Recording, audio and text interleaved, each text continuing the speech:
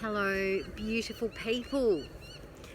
Oh, I thought I would just come out here this afternoon. It is the full moon, and many of you know how much I love the full moon.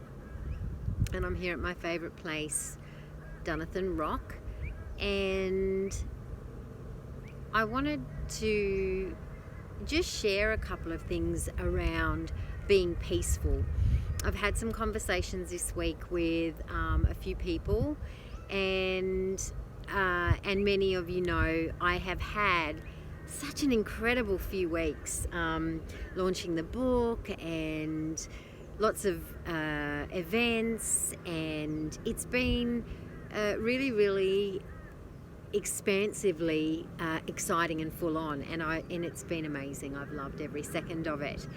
But the question today came up in one of my soul expansion calls around the concept of being peaceful and seeking peacefulness and being in that state of peacefulness. And I wanted to really share with everybody that being peaceful isn't permanent. You know, it's not a permanent space that we get to aim for, reach, and stay there.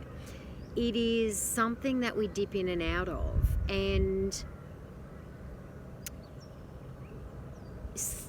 I really want to share, that for me, I'm not Zen Jen, and unless you are a monk sitting on a rock, which is ironic given I'm sitting here, but unless you're, a monk sitting on a rock up in the middle of the mountains with no societal world around you, it's impossible to stay in that state of peacefulness, because we have the world coming at us all the time. And when the world comes at us, it creates thoughts, and our thoughts create feelings, and we have people we have to interact with, and we have situations we have to interact with. So no, it's not possible for peacefulness to be a permanent state. But what is possible is everyone's capacity to use some tools to be able to recognize when you're not peaceful. Pretty easy to recognize when you're not peaceful. But when you are not peaceful, what are the things that you can do? What are some actions that you can take to remember and remind yourself that you can get back into that peaceful internal state despite the chaos that's going on around us, which, for many of us is day to day because of the busy world we live in. So the 4 steps that I use these days, and I write about them in my book. So the book is called The Power of a Peaceful Woman. And how do I attain that? How do I get into that peaceful state as often as I'm able to? Well, this is how I do it. So there are 4 steps to me. So the first stage of being peaceful is awareness. So if we're not aware that we're upset or annoyed or triggered, from an internal perspective, if we're out in amongst the noise and the chaos and the drama, and we're not the observer of it, but we are deep in it, it's going to be really difficult to move into the next step. So awareness, there's lots of practices that we can take on. I write about quite a few of those. There's many of them in the book, but one of the simple practices of awareness is to just take a pause point.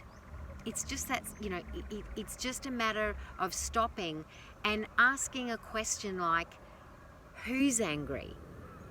Who's wound up? Who's pissed off? Who's irritated? Who's anxious? Who's panicking? Separating yourself from being the emotion, the feeling, the chaos, the conflict, the turmoil is the first step, and that takes awareness. So awareness is to me the first step. The second step is to come into some kind of acceptance. So Byron Katie is the queen of what is. She has written a whole book about it, but The only time that we are going to be in any sort of war with the world is when we're in resistance or avoidance to what is. So what does that mean? Well, it means that, you know, if somebody is going to cut you off in traffic and it happens, you can scream till the cows come home.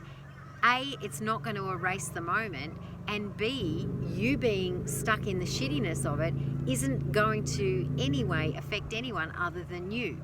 Someone cut you off in traffic, full stop. Whatever you say after that is you being at war with the what is of what just happened. So awareness, acceptance, coming to acceptance of the what is. This happened. Byron Katie's one of my favorite quotes of hers is, "I know it happened because it did." Now, that's going to potentially upset a few people when you go, "Oh yeah, Jen, but you don't know my story." But I kind of do, because the stories of the world are true for everybody. You know, we all have a story. But the only time we're going to be in a state of anything other than peacefulness is when we're at war with what actually happened. So acceptance of the what is. The third stage is area of control. I see so many people completely bent out of shape trying to control the uncontrollable. So what can you control? If you know that you're upset about something, you also know that you yelling and screaming is likely to have little effect. And if someone is yelling and screaming at you, you don't have any control over that. So what do you have control over? You have control over your thoughts and your actions. So you are the only one that's going to be able to remove yourself from a situation, or say or not say something that is going to either diffuse the situation or add fire to the situation. So have a look at your controllables. What are you trying to control in the moment that is not in your control? And then the last step for me is actualization. So being able to bring all of this into the moment, and to know that the only person that is or isn't going to benefit from you moving into that peaceful space is you. So the actualization, it's on you. It's on you. It's on me to do this. No one is going to make us peaceful. It is up to us to take this practice on for ourselves. Now, some of you are probably at home thinking or watching this and thinking, you know, who cares about being peaceful? But my question to that is, how's it working out for you if you're not peaceful? If you are constantly fighting, you know, with your kids, or you are, you know, constantly unhappy at work, or, you know, everything goes wrong in your life, how is that working out for you? The alternative is to find a way to come into a peaceful space where what you say and do next has the potential to not only positively impact your world, but to also impact the world around you. And if your world changes, the world around you will change as well.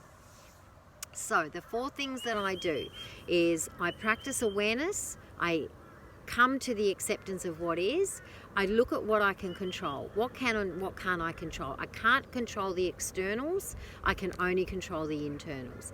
And then actualize it. I bring those things into my life moment to moment. They're not, you know, it's not I do this once and I'm Zen Jen. I do it, and then I'm going to, you know, then the world is going to come at me and I may fall out of it again and become anything but peaceful. And then I actualize those practices back in, and then I move back into a state of peacefulness. So yeah, on the eve of this full moon, that's what I do. That's how I bring myself back into a state of peacefulness.